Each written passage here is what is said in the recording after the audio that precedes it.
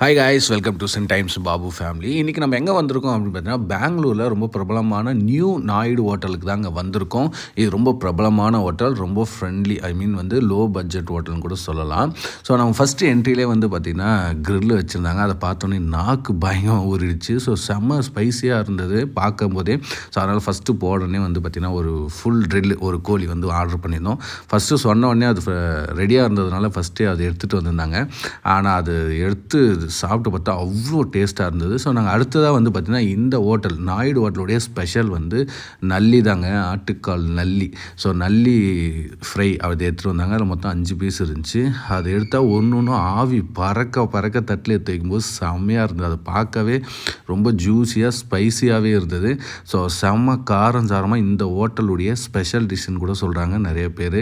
So நல்லி எலும்பு அதை ஒரு பிடிக்கலாம் அப்படின்னு சொல்லிட்டு நாம் அதுலேருந்து ஆரம்பித்தோம். ஸோ ஃபஸ்ட்டு கிரில்லு சாப்பிட்டு அதுக்கப்புறம் நல்லி எலும்பு சாப்பிட ஆரம்பித்தோம். ஸோ இந்த ஹோட்டலில் நிறைய ஃபுட்டு பார்த்திங்கன்னா ஸ்பெஷலாகவே இருக்குது. ஒரு ஐட்டமும் பார்த்திங்கன்னா ரொம்ப லோ பட்ஜெட்லேயும் ரொம்ப டேஸ்ட்டாக, ரொம்ப காரமும் இல்லாமல் ரொம்ப சொல்லிக்கிற அளவுக்கு தான் இருக்குது அப்படின்லாம் சொல்ல முடியாது. எல்லா ஃபுட்டுமே ரொம்ப டேஸ்ட்டாக இருந்தது. ஃபஸ்ட்டு எக்ஸ்பீரியன்ஸ் செம்மையாக பெஸ்ட்டாகவே இருந்துச்சு. ஸோ பெங்களூர் போனால் இந்த ஹோட்டல் தான்டா போகணும் அப்படின்ற அளவுக்கு மைண்டில் ஃபிக்ஸ் ஆகிடுச்சுன்னா பார்த்துங்க. அதுவும் அந்த கிரேவி இருக்குது பார்த்திங்களா, இந்த கிரேவி நானுக்கு சாப்பிட்லாம், பிரியாணிக்கு வச்சு சாப்பிட்லாம், சப்பாத்தி சாப்பிட்லாம், அந்த அளவுக்கு டேஸ்ட்டு. அதுவும் பெப்பர் கொஞ்சம் தூக்கலாக வேறு போட்டுருந்தாங்க. செம்ம அருமையாக இருந்துச்சு. அடுத்து நல்லியும் பார்த்திங்கன்னா நல்லா வேக வச்சு கொடுத்துருந்தாங்க. இதில் நான் நிறைய டைம் கேள்விப்பட்டிருக்கேன், நாயுடு ஹோட்டலில் நல்லி அவ்வளோ நல்லாயிருக்கும் அப்படின்னு சொல்லிட்டு. அதே மாதிரி இங்கே நான் அண்டு சிக்கன் கிரேவி அதுவும் செம்ம டேஸ்ட்டாக இருக்கும் அப்படின்னு சொன்னாங்க. சரி, நெக்ஸ்ட்டு நம்ம நான் ஆர்டர் பண்ணியிருந்தோம். ஸோ ஃப்ரெண்ட்ஸ் எல்லாம் சேர்ந்து ஒரு 5 நான் ஆர்டர் பண்ணியிருந்தோம். அதுக்கு கிரேவி கொடுத்துருந்தாங்க. இந்த கிரேவி நான் மேலே பார்க்கும்போது என்னடா இது பயங்கர காரமாக இருக்குமே அப்படின்னு நினச்சி தப்பான கணக்கு போட்டேன். பட் பார்த்திங்கன்னா அப்படி தாங்க இல்லை, செம்ம ஜூஸியாக காரஞ்சாரம் இருக்கிற மாதிரி இருக்குது பார்க்கும்போது. ஆனால் அது அப்படி இல்லவே இல்லை. செம்ம டேஸ்ட்டு, சொல்கிறதுக்கு வார்த்தையே கிடையாது, அந்த அளவுக்கு இருந்துச்சு. அதுவும் பார்த்திங்கன்னா அதில் முட்டையும் வச்சு எடுத்துகிட்டு வந்தாங்க. மேலே குழம்புல முட்டை கிடையாது, பட் மேலே முட்டை வச்சுருந்தாங்க. அது ஒரு டிஃப்ரெண்ட்டாக இருந்தது. அந்த மசாலாவோட அந்த வேக வச்ச முட்டையை சாப்பிடும்போது அது ஒரு நல்ல டேஸ்ட்டு. ஆனால் காரம் இருக்கும்னு நினச்சி நானே ஏமாந்துட்டேன். ஐயோ செம்ம காரமாக இருக்கும், நல்லி இருக்கிற மாதிரி இதுவும் காரமாக இருக்கும் அப்படின்னு நினச்சேன். பட்டு அதுதான் இல்லை. ஸோ தொடர்ந்து பார்த்திங்கன்னா கிரில்லாக இருக்கட்டும், நல்லி எலும்பாக இருக்கட்டும், அண்ட் அதேமாதிரி இந்த சிக்கன் கிரேவியாக இருக்கட்டும், சான்ஸே கிடையாது. அல்டிமேட்னே சொல்லலாம். வயிறு நிறைய சாப்பிட்டோம். ஒர்த்தான டிஷ்ஷு, ஒர்த்தான ஹோட்டலு அப்படின்னு தான் சொல்லலாம். அதே மாதிரி பார்த்திங்கன்னா இந்த ஏரியாவுக்கு இந்த ஹோட்டலுடைய ப்ரைஸ் என்னை பொறுத்தவரையும் ரொம்ப லோ பட்ஜெட் தான். எல்லோரும் என்ன சொல்கிறது, அனைத்து மக்களும் போய் சாப்பிட்ற அளவுக்கு தான் இந்த ஏரியாவிலான ரொம்ப லோ பட்ஜெட் ஹோட்டல்னால் அது இதுதான் ஒன் ஆஃப் த பெஸ்ட் ஹோட்டல்னு கூட சொல்லலாம். பெங்களூர்னு போயிட்டேன்னா இங்கே போய் தான் சாப்பிட்ணும் அப்படின்ற மாதிரி மைண்டே ஃபிக்ஸ் ஆகிடுச்சு. ஸோ ஒரு ஃபுட்டும் அந்த அளவுக்கு இருந்துச்சு. சில பேர் நம்ம சாப்பிட்டோன்னே என்னவாங்க, நெஞ்சு கரிக்குது, சரியாக ஜீர்ணாவில், பயங்கரமாக காரம் எரிச்சலாக இருக்குது இப்படின்லாம் சொல்லுவாங்க. பட் நாங்கள் இத்தனை ஐட்டம் சாப்பிட்டோம், எங்களுக்கு அந்த மாதிரி எந்த ஒரு பிரச்சனையும் கிடையாது. அவ்வளோ நல்லா இருந்தது. அண்ட் அடுத்ததாக பிரியாணி ஒன்று சொல்லியிருந்தோம். ஸோ பிரியாணி சாப்பிட்லாம் எப்படி இருக்குது அப்படின்னு சொல்லிட்டு, நாம் தான் எங்கே போனாலையும் பிரியாணி சாப்பிடாமல் வர்றதே கிடையாது. ஸோ அப்படின்னு சொல்லிட்டு நாங்கள் ஒரு பிரியாணியும் ஆர்டர் பண்ணியிருந்தோம். சிக்கன் பிரியாணி தான். ஸோ ஆஸ் யூஷுவல் லெக் வச்சு தான் அந்த பிரியாணி இருந்தது.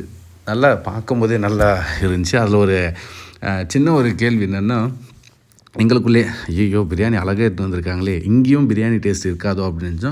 நல்லா அருமையான அந்த ரைஸுக்கு என்ன டேஸ்ட் இருக்கணுமோ, அந்த பிரியாணிக்கு என்ன டேஸ்ட் இருக்குமோ அதுவும் நல்லா தூக்கலாக அருமையாக இருந்தது. செம்ம டேஸ்ட். நல்ல அரிசி பாயில் ஆகிடு. அந்த பிரியாணி ஸ்மெல்லு, இந்த அரிசி நம்ம எடுத்து சாப்பிடும்போது அந்த ஸ்மெல்லு வரும், மூக்கு கிட்ட ஒரு பிரியாணி ஸ்மெல்லு வரும். அது இந்த பிரியாணியில் இருந்தது. அதனால் எல்லாருமே ஒருத்தர் சாப்பிட வேண்டிய பிரியாணி எல்லாருமே ஷேர் பண்ணி சாப்பிட்டோம். அது ரொம்ப நல்ல அனுபவமாகவே இருந்தது. ஸோ அடுத்ததாக பார்த்திங்கன்னா, சரி இதெல்லாம் சாப்பிட்டதும் வயிற்றில் இடம் இருக்காடா அப்படின்னு நிறைய பேர் யோசிப்போம். இங்கே இருக்கிற ஒரு மைனஸ்னே சொல்லலாம். சாப்பிட்டுனே இருக்க தோணுது. ஏன்னா அதிகமான காரமும் கிடையாது, டேஸ்ட்டும் அந்தளவுக்கு திகட்டுற அளவுக்கு கிடையாது. ஸோ அதனால் சாப்பிட நாங்கள் ஆர்டர் பண்ண ஒன்று எடுத்துகிட்டு வந்தாங்க. அதனால எங்களால் அதிகமாக சாப்பிட முடிஞ்சிச்சுன்னே சொல்லலாம்.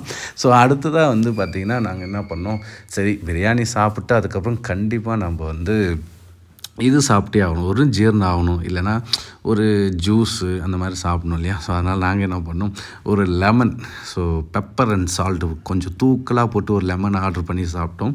அதுவும் வந்து பார்த்திங்கன்னா அவ்வளோ ஒன்று ரசித்து சாப்பிட்ற அளவுக்கு இந்த ஹோட்டலோடைய ஃபுட்டெல்லாம் இருந்தது. நான் செம்ம இம்ப்ரெஸ் ஆகிட்டேங்க இந்த ஹோட்டலில். ஏன்னா நம்ம எல்லா ஹோட்டல்லையும் போய் சாப்பிடும்போது ஒன்று குறையாக இருக்கும், ஒன்று இதுவாக இருக்கும். பட் வந்து பார்த்திங்கன்னா இங்கே ஒன்றும் ஒரு ரகமாக ரணமாக இருந்துச்சு.